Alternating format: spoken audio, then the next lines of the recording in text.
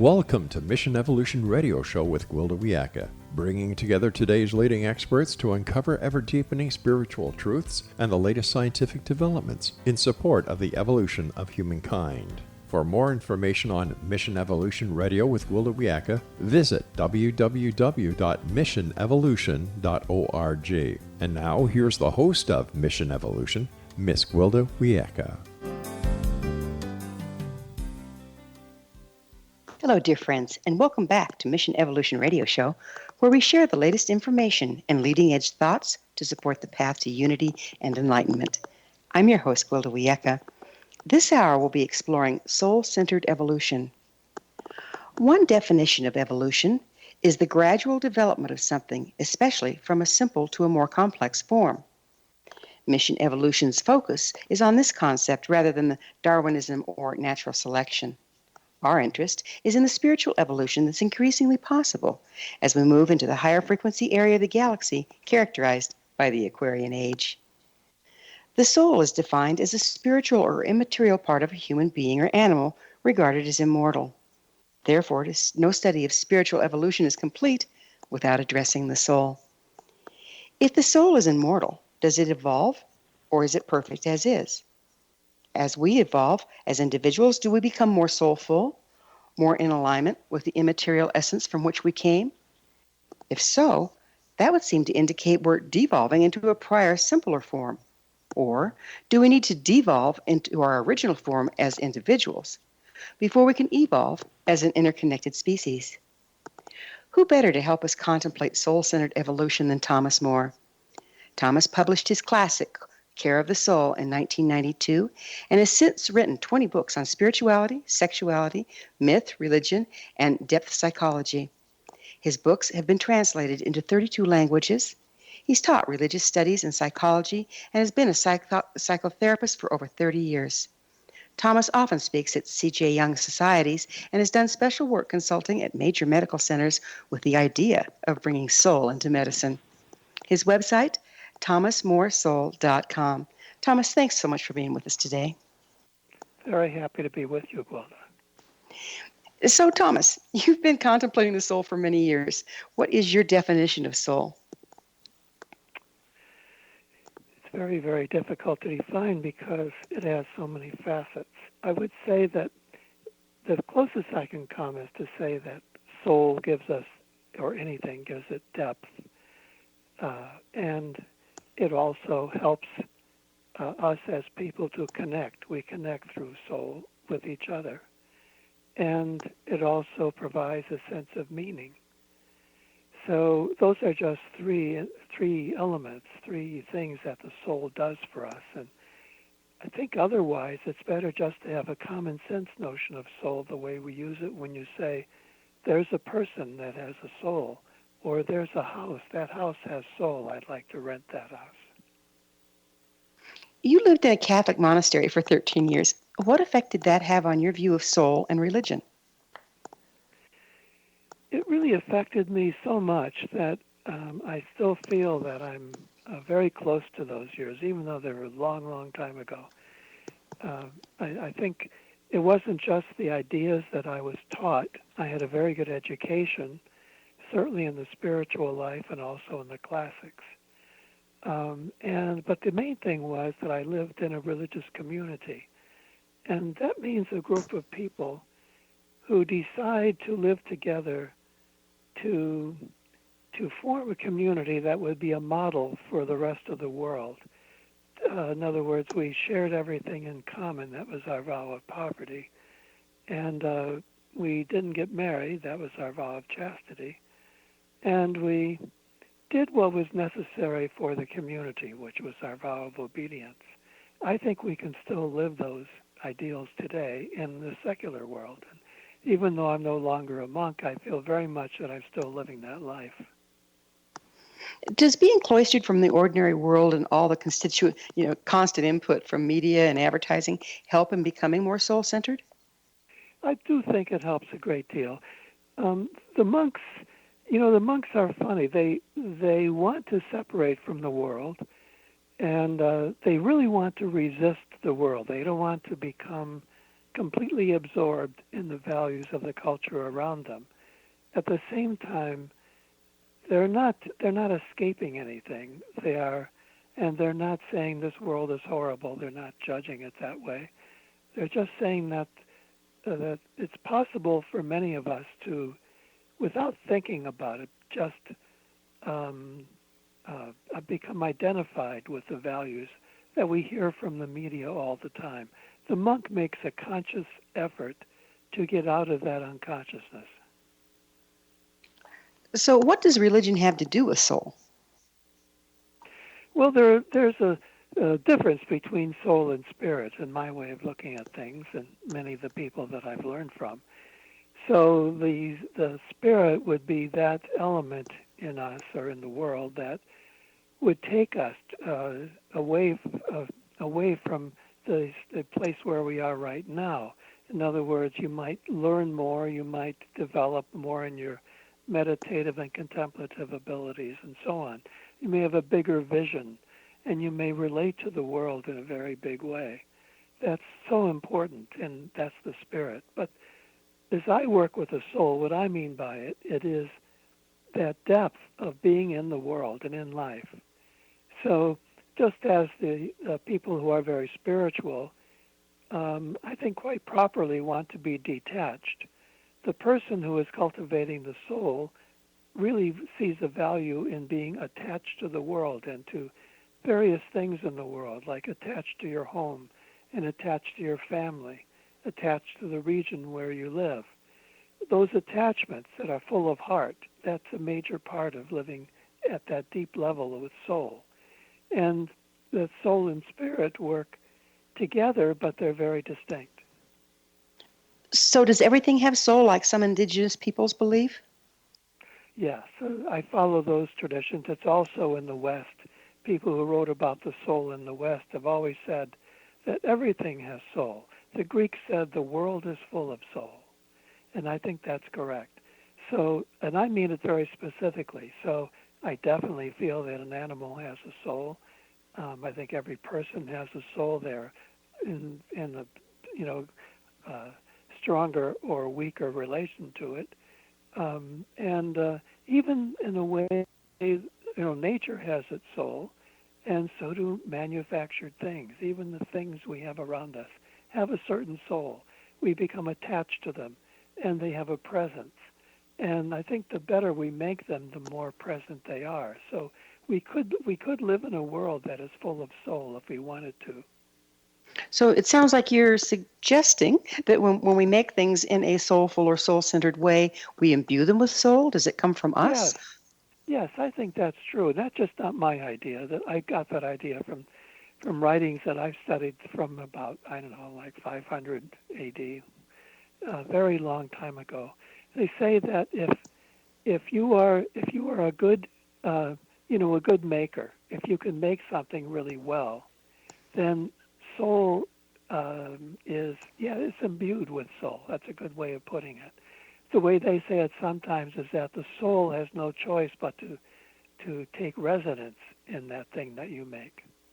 How different would this world be if we all could learn how to be a builder, a maker with soul? Well, I think that's a wonderful ideal, and that's why the arts and crafts are so important. And if you look at history, I think, for example, in England in the 19th century, when the development of the Industrial Revolution, some artists came forward, like William Morris. He came forward and he said, we are losing our soul to all of this industry and too much labor. And he started making wallpaper, vivid wallpaper, as his response to that soulless industrial life. And I think, that's a good example. If you look at William Morris wallpaper even today, even reproductions, I think you can be overwhelmed by the intensity of the natural world that he was able to put into that wallpaper. And what an interesting thing to do something as simple as that, to make wallpaper as your response to the Industrial Revolution. Well, the Industrial Revolution had people trying to recreate things very precisely. That pretty much stripped all the soulful creativity out of it, didn't it? Well, yes, it did, and we continue to do that today. we're at a different level of that revolution, with the technological revolution and so on. But yes, we have that problem too, and I'm afraid that idea bleeds over into almost everything else, even in the fields of medicine and psychology. They are losing their soul, and that's a sad state. Well, isn't that really what we're looking at planet-wide, is everything seems to be disconnecting and falling apart? Well, the thing is, we've always been falling apart. I mean, that's part of human life. It's strange. We're always falling apart. And if you read people who are very concerned about the world, maybe 300 or 400 years ago, they'd be saying the same thing. The world is falling apart. We must do something. There's something archetypal, something mythic about feeling that the world is falling apart. That doesn't mean it's not real. It's just that in our time, we have to respond in our own way to that sense that we've really got to get going and turn the world in a different direction. Of course, that's the whole motivation of my work. That's the only reason I've written all these books, try to have some voice saying we need more soul in this world. Well, we're going to have to take a little break here, but on the other side, I would love to figure out how can we get soul back into our lives and into the world before it's too late. It's time for a commercial break. Thomas and I will return shortly, so don't go away. You're listening to the Mission Evolution Radio Show, coming to you on the X-Zone Broadcast Network, www.xzbn.net.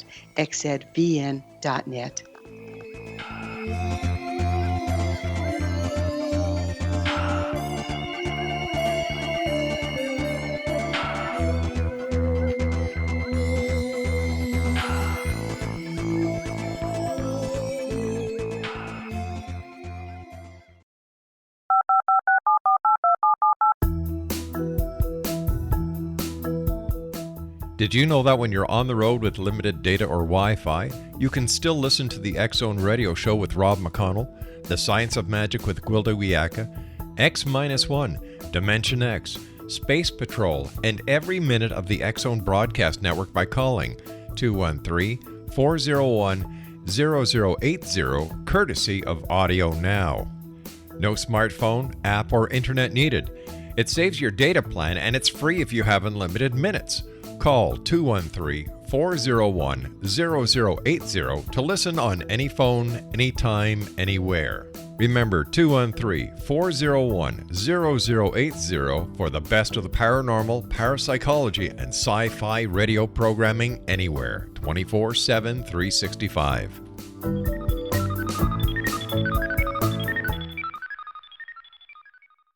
You have heard of the X-Zone? Now watch it on Simul TV.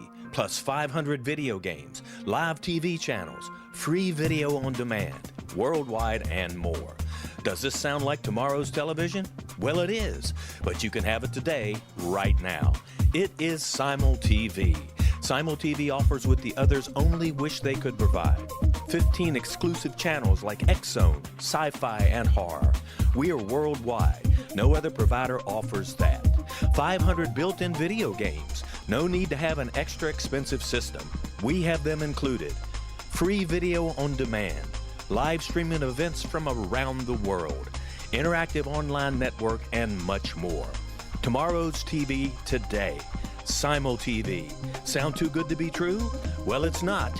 You can have Simul TV today. Sign up at simultv.com. Do it today.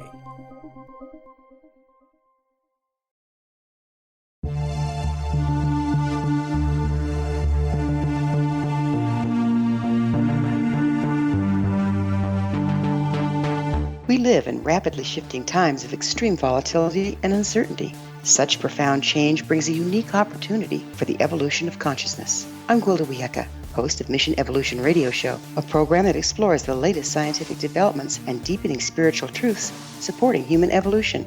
Join me on xzbn.net, where I interview leading experts in science, physics, medicine, spirituality, and more. By applying divergent viewpoints to leading-edge topics, we uncover expansive and evolutionary truth to assist you on your path to enlightenment. More information and past episodes are available at missionevolution.org.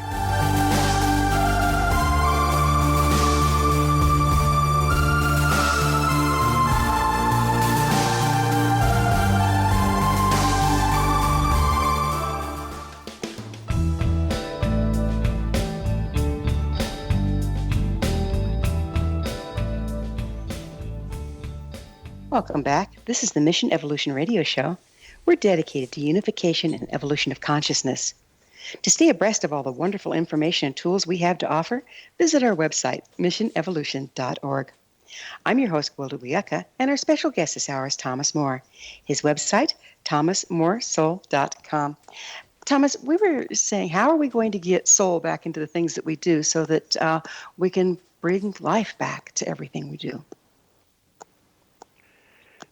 We have to do it, first of all, in our own individual lives. I mean, we are all, our culture is made up of individuals. And I don't think we realize the power we have to influence other people by our example. So I think we could begin, as any kind of care of the soul should begin, at home. I think one of the greatest needs of the human soul is a feeling of home.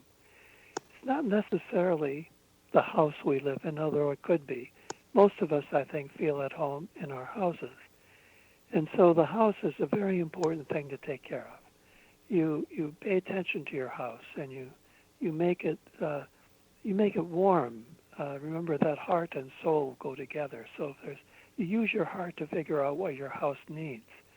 And you invite friends over, and you have family members connected. All of that creates soul. Better relationships with our families would be a very good start as well. And then we can just branch out from that. Most of us then have to work. And we could be very careful about the work that we do. We don't just do any old work. If we all chose to do work that was meaningful, that connected to our heart, that really seemed to be work that we are called to do, at least have that as an ideal. If you can't do it right now, think of it as your life is heading towards finally having the work, the job, that matches your soul, matches your feeling of destiny, what you feel you're on this earth for. And I think if we did that, that would really transform many things. What if we just did those two things? Took care of our homes and really made them warm and really connected to them. And secondly, did work that was an expression of who we are. That would be a tremendous start to making a more soulful world. It's just a beautiful thought, too, because I know that I'm an old-fashioned kind of gal, and I love homemaking. I work, don't get me wrong. I love that, too. But making a comfortable place with good food and just filled with warmth and love for the people that come to visit with me is very important to me. And I notice people change in the presence of that. What's the energy behind that? What creates that? There's something about ordinary life that is so valuable.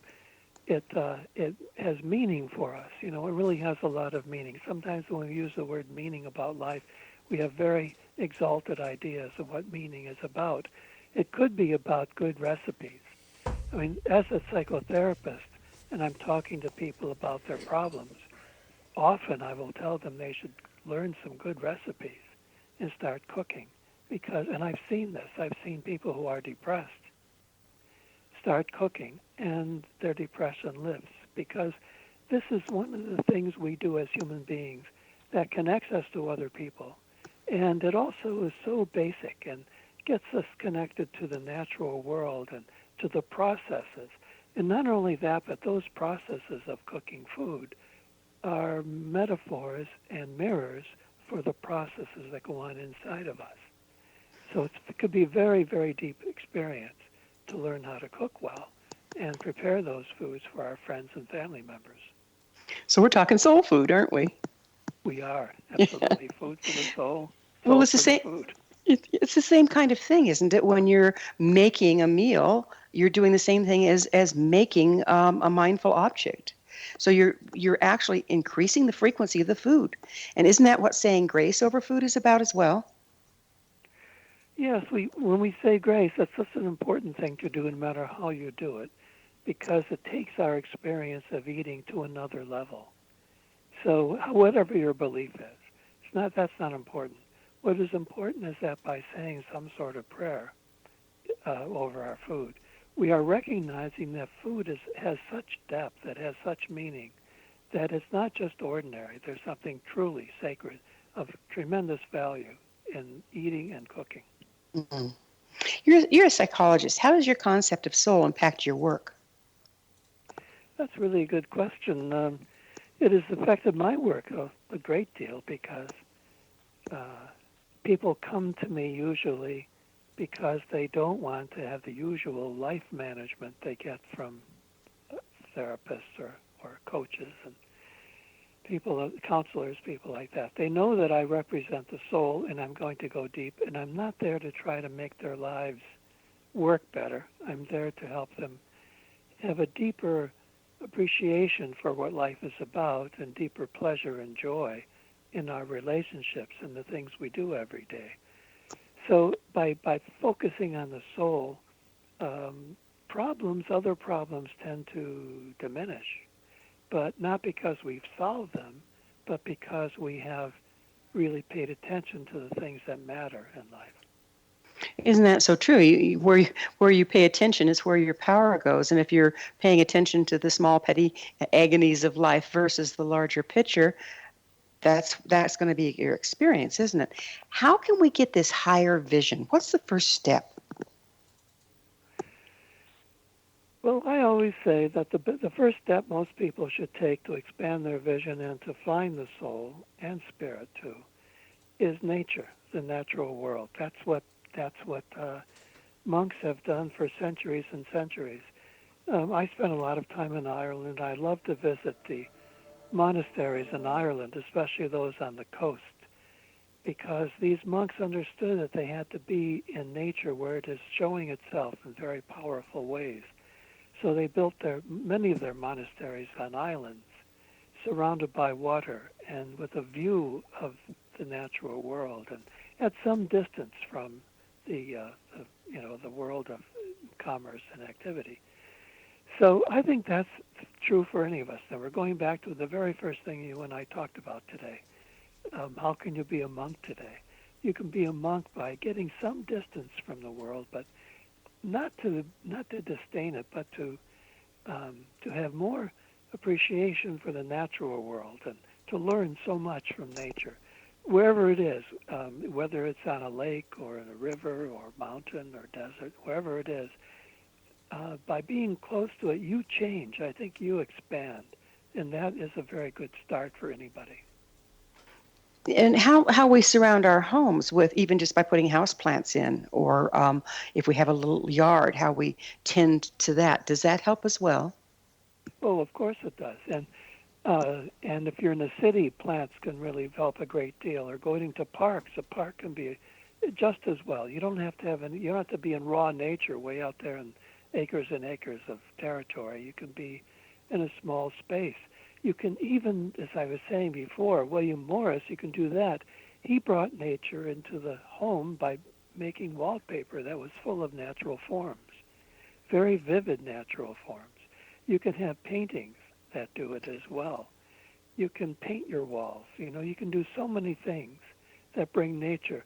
I once was on a train in the Adirondacks. That was a 19th century train, and the seats were all upholstered with vines and branches and flowers on them. I thought how interesting that those people understood that you need to bring nature into your living space in order to keep that connection with it. There's some beautiful, more natural buildings going up. People seem to be getting back to that. Are you aware of some of that movement, using the wood and the natural shapes and all that stuff? Oh yes, I'm very, very interested in architecture. I'm particularly interested in medical architecture because I would like to see more of that natural building being done for hospitals and medical centers and even doctors' offices. It's a shame, it's really amazing when you go into a doctor's office and there's no nature really. I mean, I understand that a plant can help, but some plants are only afterthoughts. They don't really do it. You need more than that. You really have to realize how we live in nature, and that's where the source of our healing is. So there are many ways in which we could build buildings that would help us rather than cut us off from the sources that we need. What do you see as the ramifications of this widespread separation from nature and from the soul? Well, Well, we become dried up people. You know, we get depressed. Why are we depressed? A lot of people get depressed because they don't have that vitality that the natural world could give them. You know, people do go off into the woods sometimes when they've really had it with their offices. They need to get away. I live on a little lake myself in New Hampshire, and I just was in a store yesterday and heard these people talking that they're coming here for the summer. I live here year-round. But they're coming here for the summer, and I'm thinking, yes, it's a good thing. They need to get away. Not that the city's not good. It's just that they need that natural world. We all need it. It brings us back to our true nature, really, doesn't it? We are natural. Yes, we are like nature so much. And all the metaphors work so well. You know, sometimes we thunder in our speech. We feel raw. We feel, we have these feelings that we are cut off from our own deep inner nature as well. There's a strong connection between our own personal nature and the natural world. So by being in nature, we actually find ourselves because, in a sense, that's who we are. It seems metaphorical, but it's a little more than that because what we're doing is we're finding our basic, organic we're going to have to existence. I'm sorry, we're going to have to return to our roots on the other side of this short pause. Thomas and I will return to our discussion, and don't you dare go away. This is Mission Evolution Radio Show. We're coming to you on the X Zone Broadcast Network, xzbn.net.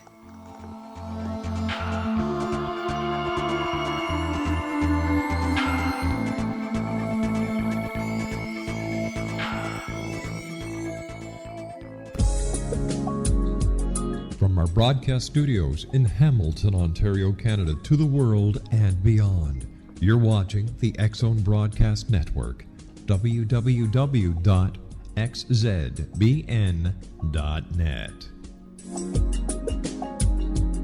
AVS Media Den. You have heard of the X Zone? Now watch it on SimulTV, plus 500 video games, live TV channels, free video on demand, worldwide, and more.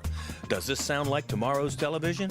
Well, it is, but you can have it today, right now. It is SimulTV. SimulTV offers what the others only wish they could provide. 15 exclusive channels like X Zone, sci-fi, and horror. We are worldwide. No other provider offers that.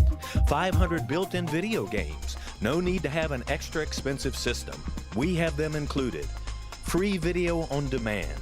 Live streaming events from around the world, interactive online network, and much more. Tomorrow's TV today. SimulTV. Sound too good to be true? Well, it's not. You can have SimulTV today. Sign up at simultv.com. Do it today.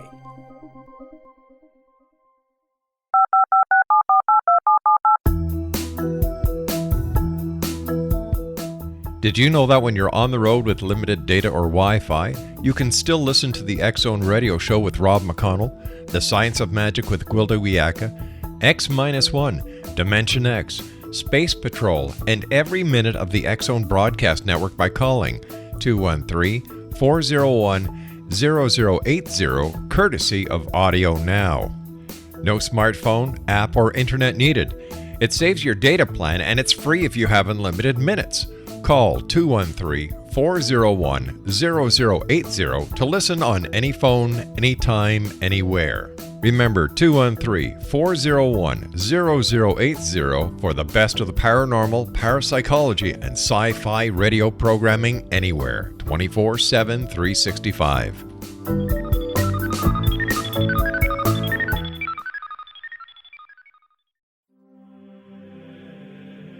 Rob McConnell here, presenting an overview for Nicholas Paul Jennings, author of a fascinating book, Amen.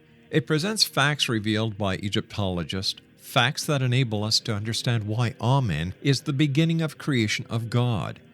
It provides recommendations for religious leaders of the major religions to unify their beliefs and teach the Word of God. Love one another. Amen informs people how mankind conceived God. It was the Egyptians that developed the concepts of a soul, a hereafter, and Son of God. And finally, after the worship of many gods, They conceive the belief in one universal God, the maker of all there is. For more information, visit www.futureofgodamen.com. That's www.futureofgodamen.com.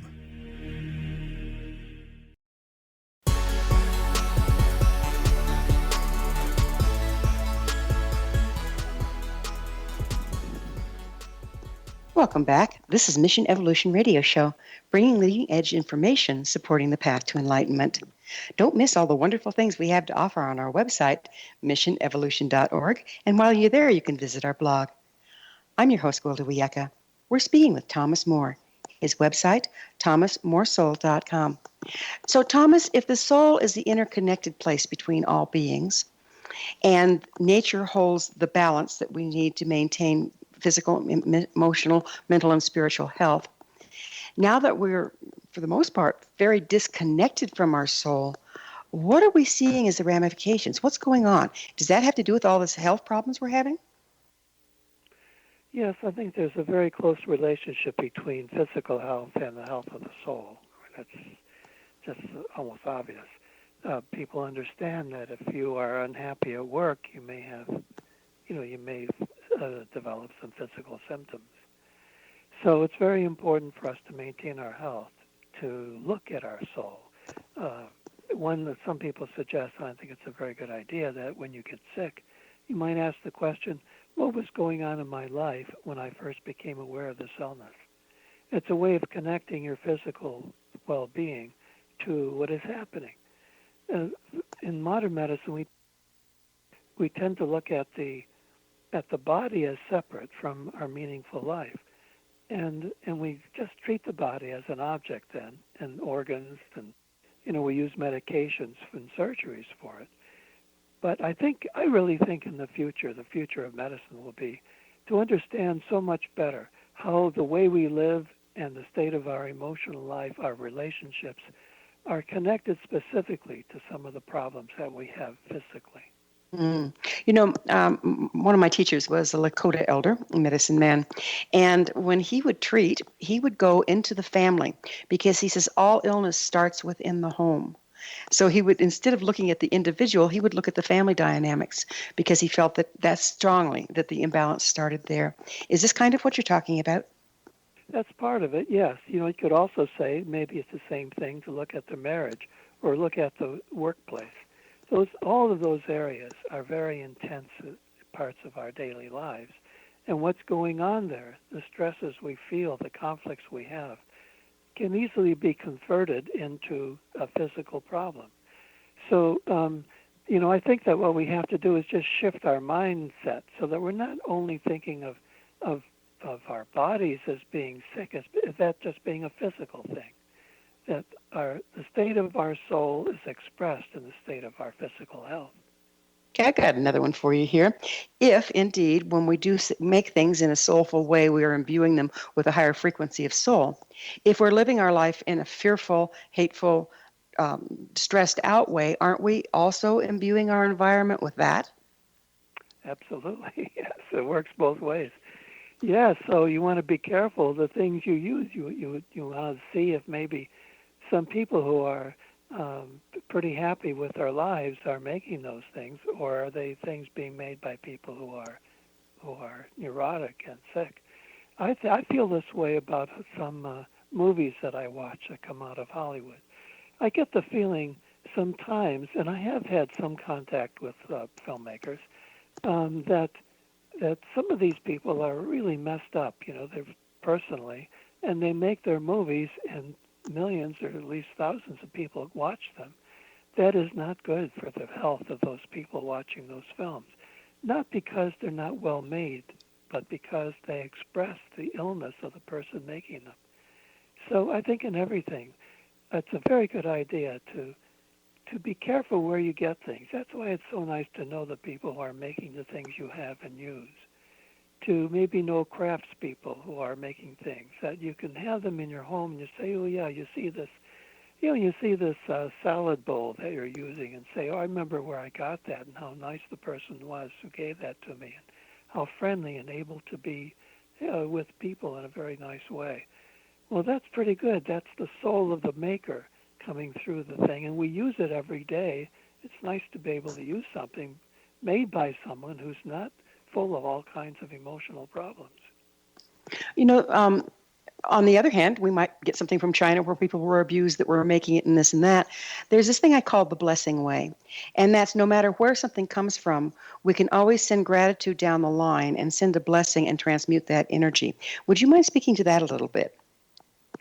Yes, I hesitate what I just said. I don't want to say that people who are having problems can't make beautiful things. They certainly can. Most, like many artists have been quite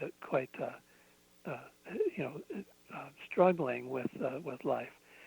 But yes, I think that we can do that. We can change the things that we have. We can sort of, I don't know how you would put it, but re-bless them in some way, to move them in a different direction. We might want to use the objects that we have carefully, so that we do surround them with an attitude that redeems them from the way in which, maybe the context in which they were made. And of course, we want to, I think it's so important to make our culture more soulful.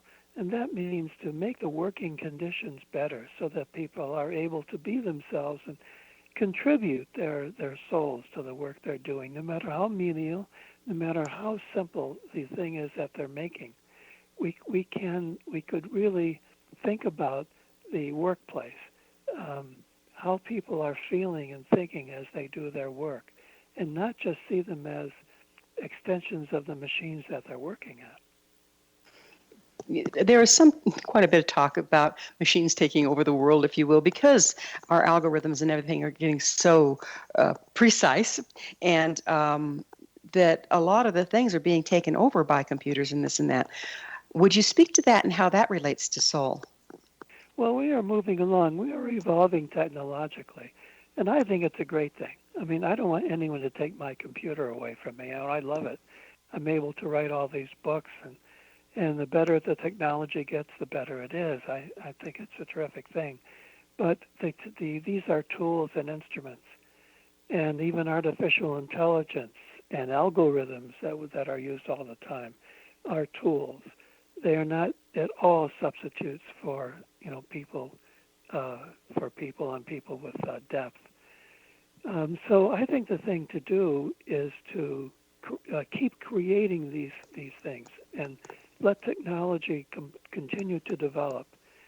But at the very same time, we have to work toward a more soulful world.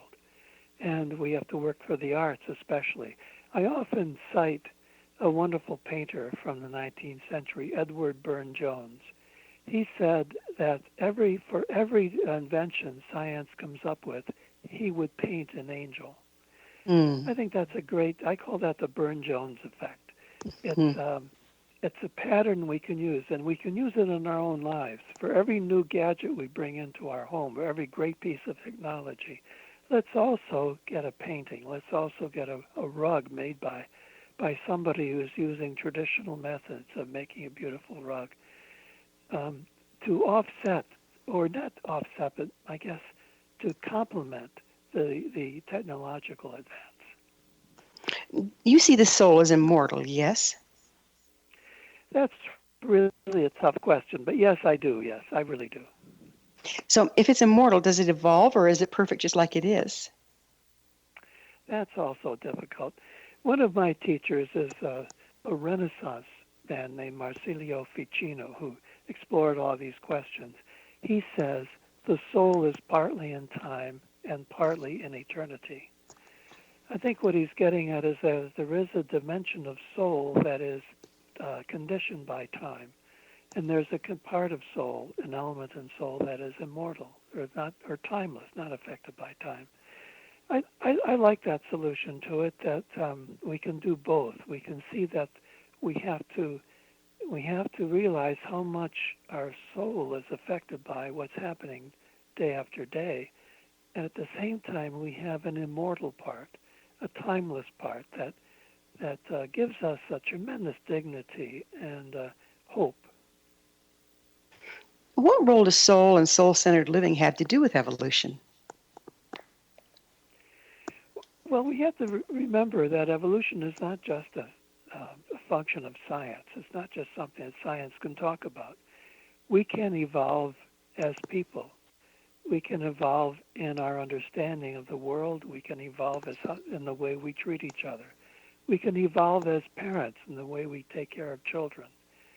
I don't like to hear evolution talked about only in scientific or very high spiritual terms. There's also the soul evolution, which is what I was just saying. Maybe the evolution in how we take care of our homes and cities, how we help families get along.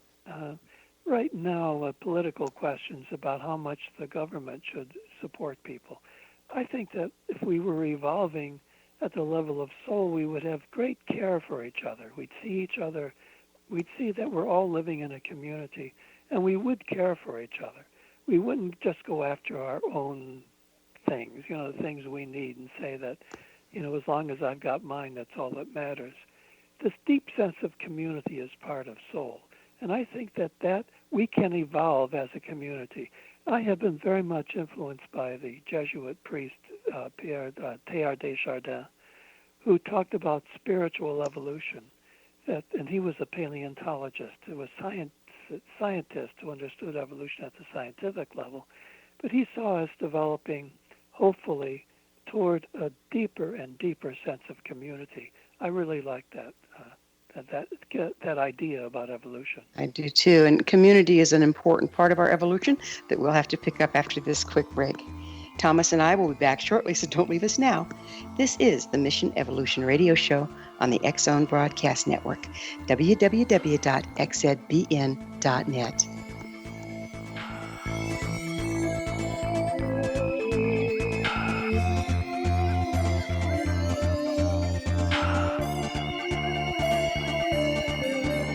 You have heard of the X-Zone? Now watch it on Simul TV, plus 500 video games, live TV channels, free video on demand, worldwide, and more. Does this sound like tomorrow's television? Well, it is, but you can have it today, right now. It is Simul TV. Simul TV offers what the others only wish they could provide. 15 exclusive channels like X-Zone, Sci-Fi, and Horror. We are worldwide. No other provider offers that.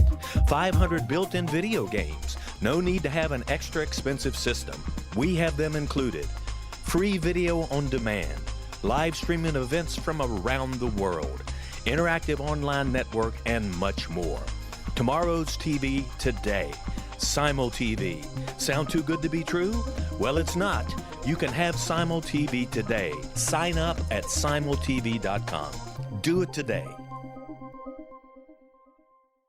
The new nonfiction book, Razor of Madness, is similar to cult movies like Clockwork Orange, Dragon's Tattoo, or The Other Side of Hell. Wayne Morin Jr. and Thomas Lee Howe will expose widespread and systematic deficiencies in this thought-provoking tell-all novel. Mind control rages among scholars in law schools. Human rights are ignored while thought reform and mental manipulation are accepted practices used as behavior modification. Dr. Louis Jolyon West comes to mind.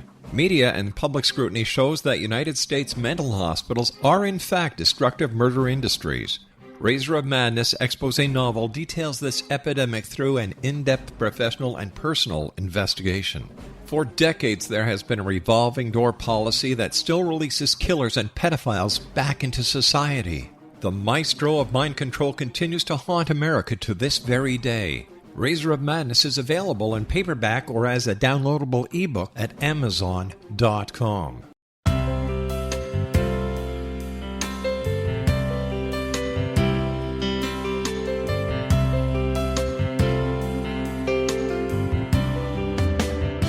The concept of a new age has been around since the late 19th century, yet much of its original meaning has been lost. What exactly is the new age? Is it a religion, a collection of obscure esoteric practices, a series of doomsday predictions, or an astrological event? The New Age Chronicles is a unique, complementary publication bringing reason and grounded information to separate fact from fiction. chock full of valuable information to support you as we make the monumental shift into the new era. You won't want to miss a single innovative issue. The New Age Chronicles newspaper is coming soon to www.newagechronicles.com.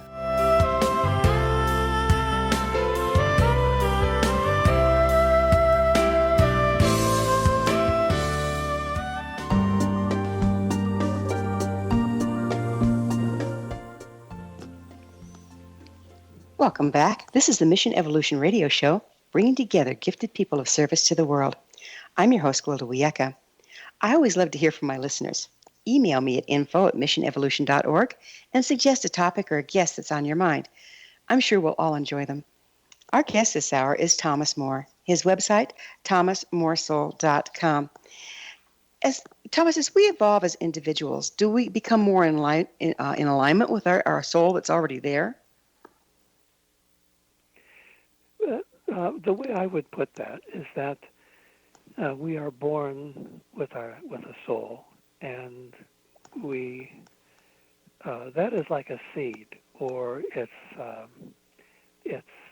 complete. We are complete in a way, but we need to unfold, like to make it all spread out in our lives, and be fulfilled and realized in our life. So, and that's the way I look at it. That the soul is opening up. We're discovering who we are constantly, and who we are is not on the surface. It's not, and it's not just connected to our family, what our family was. Part of becoming a person means to distinguish yourself, separate from the family, and be your own person, even though you will always have those family influences. But you can more and more become your own individual person. So I see it as a kind of unfolding. That's a word I get from my studies in medieval theology, actually, about how we unfold and we also enfold. In other words, we kind of are always going back into our source and into our beginnings, and that dynamic goes back and forth. And so our soul is always present to us, and yet we are changing. And as we change, we're not just moving up a line, like going straight up in one direction. The soul is unfolding almost like in cycles and circles. That's how I see it. I love that. Cycling, yeah. I love that because if you've ever watched time photography of a rose blooming, it doesn't just open up. It opens and then it closes, and then it opens a little more and then it closes. And doesn't all life operate like that, with expansion, contraction, breath in, breath out? Is that the same functioning that you're talking about with unfolding of the soul? It is. That's exactly what I'm talking about. We have moments when we backtrack. I mean, we have all these ideals of what we should be, and then we find out that we don't do what we had hoped we do. So we kind of fall back. So there is that too. The cycling means that we're not always going forward. Sometimes we're going backward. And as a therapist, for example, when I hear a person saying that they feel like they're going backward now, that they've lost ground, well, I can see that that's valuable. Or if they feel stuck, that's a very common feeling. Feeling stuck, and they're not in that movement anymore. Well, there's a place for that stuckness. Maybe it's accomplishing something for us. I never advocate moving forward for its own sake. If a person is not moving forward, I'm with them in their backwardness or in their stuckness. But it's part of a whole rhythm, a very big rhythm. And if you look at the whole thing, stand back and look at it, I think then it'd be easier to see that your failures somehow contribute to the overall movement. That movement is even reflected in the galaxy. So it goes a long way, doesn't it? Yeah. It is. So, go ahead. Well, my latest book, Ageless Soul, has a shell on it, on the cover, that has the same mathematics, the same ratios as the galaxy. So that idea is there. That's the way we are too. We are in our daily life. Let's say one day of our life might be a recapitulation of what we've been doing our whole lives. So we are cycling moving forward, but doing it in this complicated way. We know if we take this back to where we started, and you were talking about how reconnecting with nature is so important. Nature has this movement in it. If we reconnect with nature and with that movement, we can come back into our natural timing and evolution. Would you speak to that a little bit? Well, yes. There's something in this movement of ours that is quite natural, I think, yes. We don't know who we are to be. If I look back on my life, if I was 15 years old, talking to myself at 15, I wouldn't have the slightest idea what I would become. I may have had some thoughts of what I would have become in my life, but never would I have said I was going to write 30 books on the soul. I would never have said that. I mean, it would have been facetious to me then. We don't know who we are, and we are, in a way, following our nature as it unfolds. We are obeying our nature.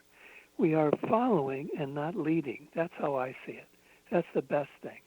You don't force yourself to be something you think you should be. Instead, what you do is you look for the signs. What have you been invited to do? What is the invitation that life has given you? For me, it was going to various schools and getting these degrees. I didn't know really why I was getting them even. But now when I look back, now I'm able to write these books because of all that work I did, even though I didn't know what I was doing it for. I think that's the way we evolve. Does soul have access to knowledge or wisdom that the mind does not? Certainly the soul has access to knowledge that the mind does. The mind is quite limited. I would say the soul is much greater. The soul works through images. The soul is more poetic, interested in the stories that we tell, and looking at images like artistic images or movies, or you want to make something. You make something beautiful with your craft. You just make a garden and tend your garden. That's such a soulful thing to do. But think about how much you learn as you tend your garden. You learn things not only about how to make plants grow, you learn about nature, you learn about yourself, and you become a certain kind of person because you're working in a garden. Not everyone has to work in a garden. It might be something else, but at least there are ways in which I think we do discover through the soul. We learn so much of the greatest importance. I think that's more important. That's why I don't agree with this approach to education that focuses on STEM, on mathematics and science. As valuable as that is, I don't think that should be our focus. Our focus really should be on the soul matters. Learn how to cook. Learn how to be with people and deal with your emotions. Learn how to paint or sculpt or make music, whatever you do artistically. I think education ought to be based on those things, matters of soul. If more of us embrace the concept that everything has soul, what effect do you think it'll have on the way we treat the earth? We would understand that the earth is a living being, that things have soul, and so does the planet. The planet has a soul. So the planet is not just understood by the scientists, as valuable as what they do is. I mean, it's so important to learn the science of the earth. It helps us in so many ways. But it could also mislead us into thinking that this earth is some object that we're living on. There's like a platform or a table or something like that. It's a living being. It has a personality. It has a soul, a face. You look at that wonderful image of the earth from space and you see that you're looking at a face. You're looking at something that has a personality and it's not the same as any other planet. Look at Mars, it's not the same. So our planet is a living being with a personality. And if we could treat it that way and be sensitive to it, we ourselves, I mean, that's us anyway. We are part of it. We are not on it. We are of it. We don't live on the earth. We live of the earth. We're part of the earth. We're an expression of the earth. And if we don't take care of it, it's like suicide. We're just hurting ourselves. Is there a place where all souls become as one?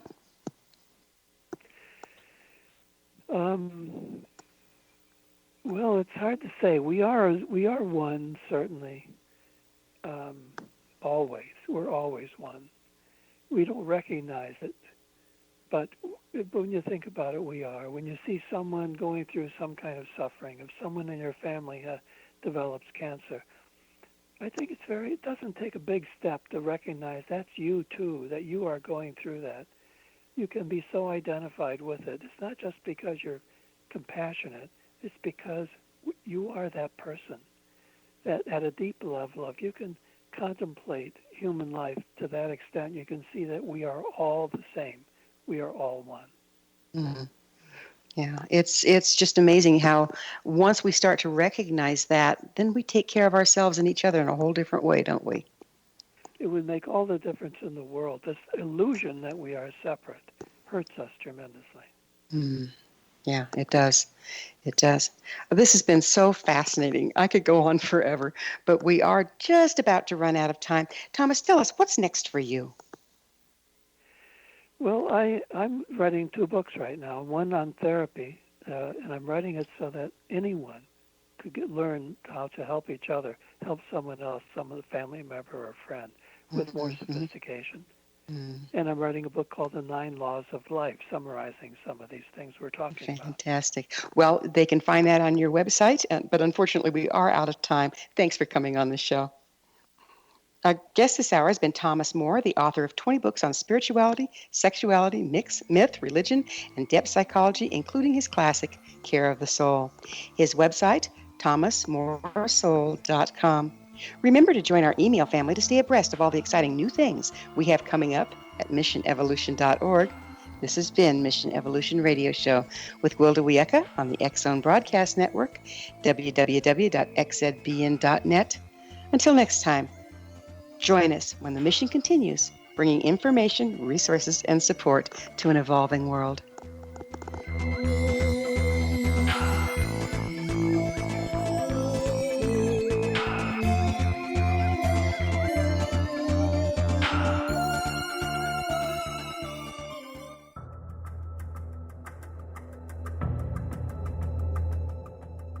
Modern Esoteric, Beyond Our Senses by Brad Olson, consummates the lifology story about where humanity originates. It is the lost continents, the primitive wisdom, the mythos of creation, and the rethinking of ancient history as we are taught in academia. There is much more to the story than what we have been told.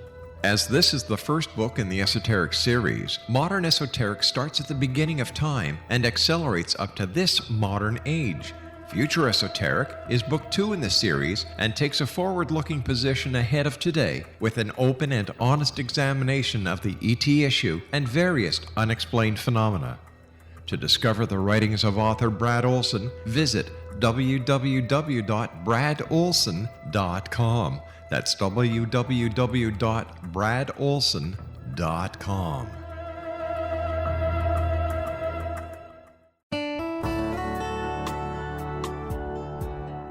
Are you or is someone you know struggling with addictions, depression, anxiety, relationships, low self-esteem, lack of confidence, grief, success, and prosperity?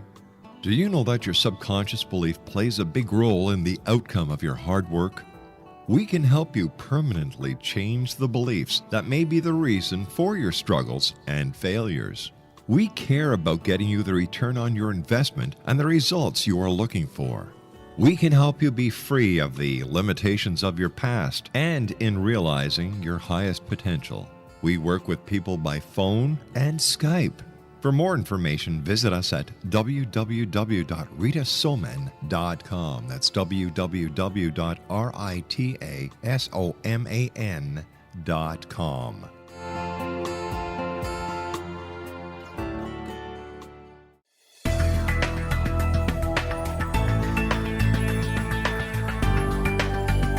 Do you think you have energy problems in your home? Do you feel better when you're away than when you're home? Joey Korn is a global leader in the world of dowsing who specializes in personal energy clearing and space clearing. He can help you create an ideal energy environment in your home no matter where you live in the world. Learn about his remote spiritual house cleaning services and much more at www.dowsers.com. You can get Joey's book, Dowsing, A Path to Enlightenment, as well as other dowsing books and tools, Kabbalah books, and Walter Russell books. Joey's work is really amazing. Go to dowsers.com right now. That's DOWSERS.com, or call 1-877-DOWSING. That's 1-877-369-7464.